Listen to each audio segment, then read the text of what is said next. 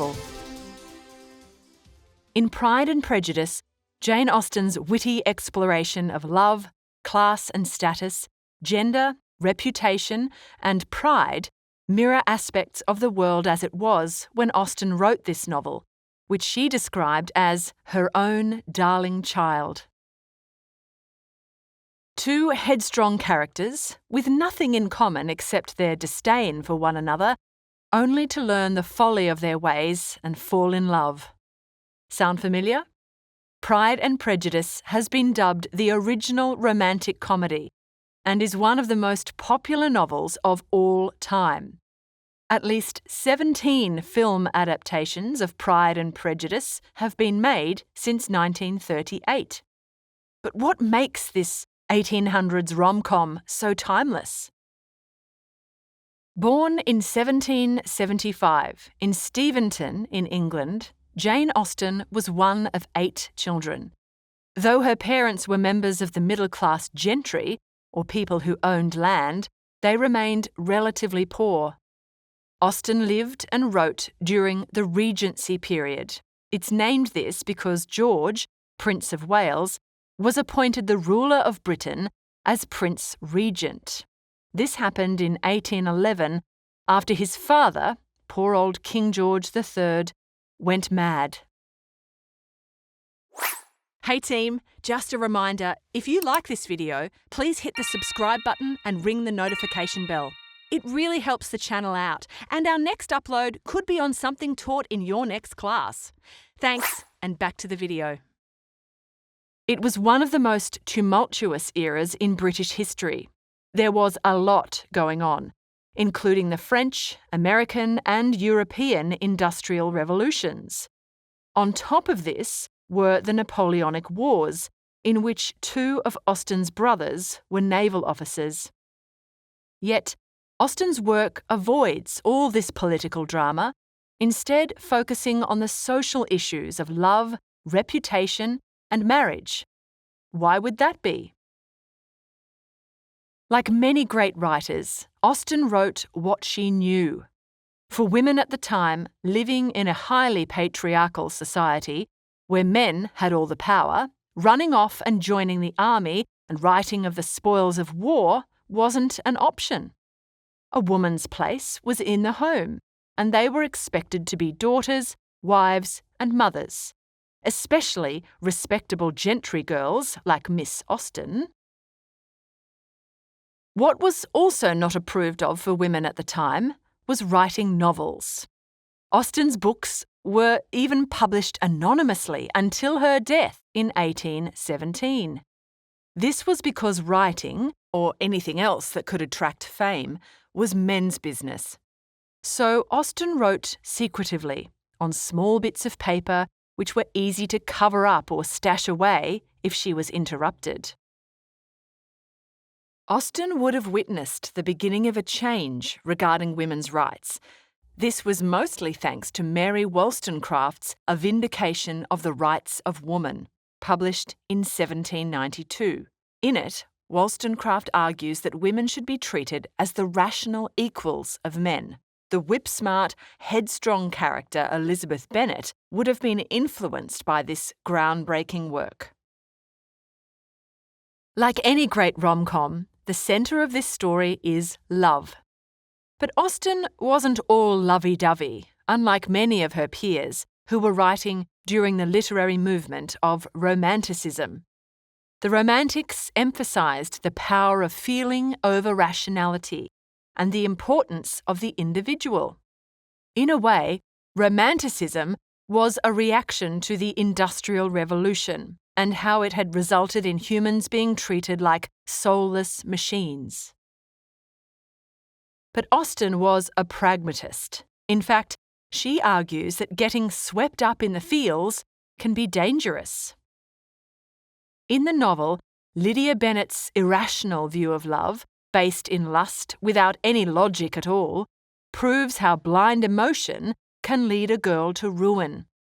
Her attraction to the wicked Wickham puts her in major peril, a trap that Darcy's young sister, Georgiana, nearly fell into. Austen suggests that true love is based in reason and compatibility. In other words, do your homework and be aware of your partner's true nature as much as you can before you commit. Austen shows this in the successful relationships between Jane and Bingley and Elizabeth and Darcy. When Darcy and Elizabeth finally express their feelings for one another, it's a mutual attraction based on personality over rank or appearance. This is why Darcy chooses Lizzie over other more respectable women, like Caroline Bingley, for instance, who vied for Darcy's attention by putting Elizabeth down. Through Darcy and Lizzie's coupling, Austen shows that she isn't a complete cynic. True love can transcend class divides, which was an unconventional idea at the time. Caroline Bingley's sense of superiority over Elizabeth is a clear example of how class functioned during Austen's time. Lines between classes were strictly drawn and rarely crossed. Citizens found their place based on their family and wealth. The nobility and old money aristocracy stood above the new money gentry, who stood above the clergy and middle class, who stood above everyone else. These social strata were a firm fact of life in the Regency period.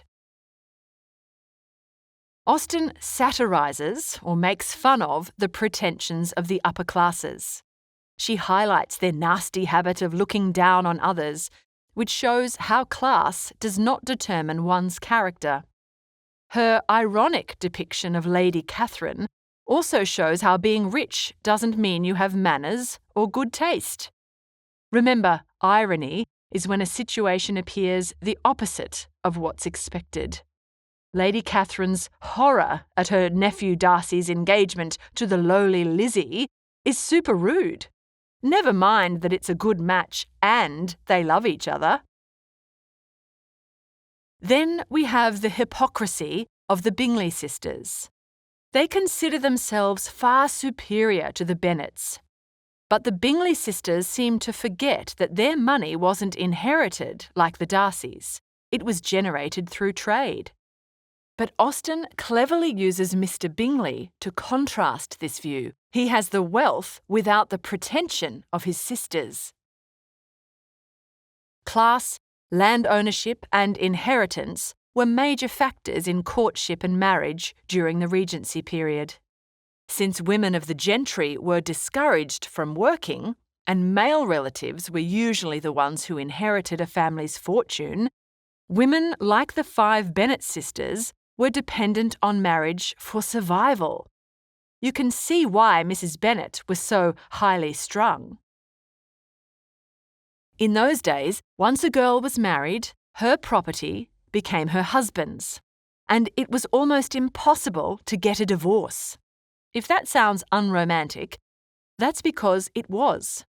Austen uses the most humiliating marriage of Charlotte Lucas, Lizzie's close friend, to the irksome Mr. Collins as an object of pity. Charlotte was a logical girl, and her decision to accept Mr. Collins's awkward advances reflects how limited women's options were. Mr. Collins knows this, shown in the hilariously cringeworthy scene where he proposes to Elizabeth. Because of his wealth and arrogance, he misinterprets her outright rejection as modesty or flirtation. By portraying him as so ridiculous, Austen warns against marrying solely for money. Austen believed that a good marriage requires love and affection from both parties, who are ideally similar, unlike Mr. and Mrs. Bennet, who couldn't be more different. When Lizzie tells her dad, Mr. Bennet, that she wants to marry Darcy, he warns her against marrying someone she doesn't think is her equal. Mind you, Lizzie is his favourite, but this is quite a progressive statement for a man to make at the time. Austen's ideal approach to marriage is shown in Elizabeth.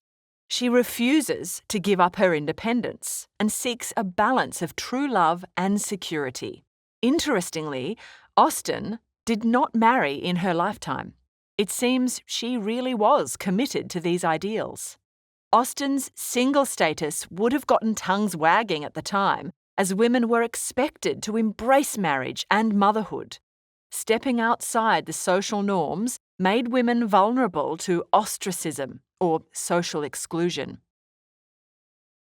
Austen shows us how reputation was of the utmost importance, especially for women.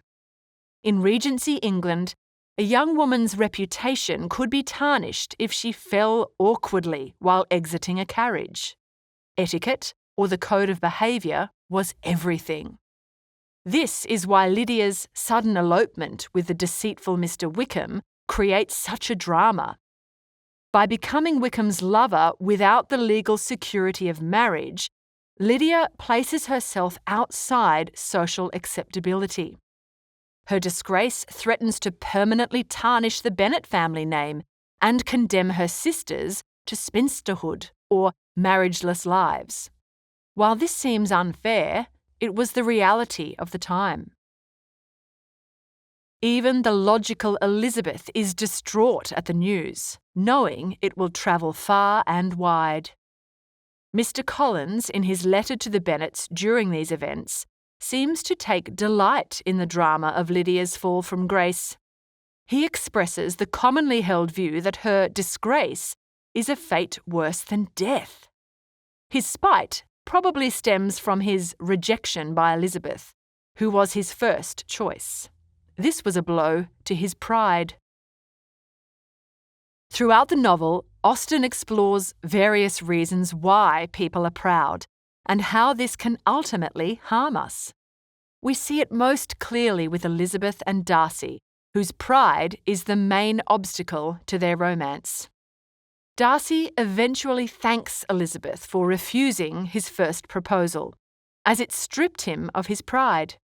It forced him to realise how much he needed to be humbled in order for them to marry. Austen shows us that pride is something one has to overcome to live a fulfilling and happy life. Austen's thoughts on pride would have been cultivated through years of reading and reflection. After all, great writers start out as great readers. One of Austen's favourite writers was William Cowper, who was a poet and hymn writer. He wrote this about pride: God made bees, and bees made honey. God made man, and man made money. Pride made the devil, and the devil made sin. So God made a coal pit to put the devil in. For a Christian like Austen, this would have been more than just a fun ditty. It's a sober reminder of how treacherous pride can be. It can bring out the devil in us. Austen took this concern with pride into her real life and is said to have been modest to a fault, calling herself in a letter the most unlearned and uninformed female who ever dared to be an authoress. We'd have to say that as one of the best-selling and most beloved authors of all time, Austen was selling herself short. What makes this centuries-old rom-com still so adored is Austen's brilliant use of wit and irony, her complex and flawed characters, and her unconventional ways of seeing the world, especially for a woman of her time. Great job, team! In this lesson, we've covered how aspects of Jane Austen's context are reflected in her portrayal of love, class and status, gender, reputation, and pride in Pride and Prejudice. Now you're ready to write awesome paragraphs and make Austen proud, but in a good way. We hope you enjoyed this Schooling Online production. For more easy lessons, check out our other videos.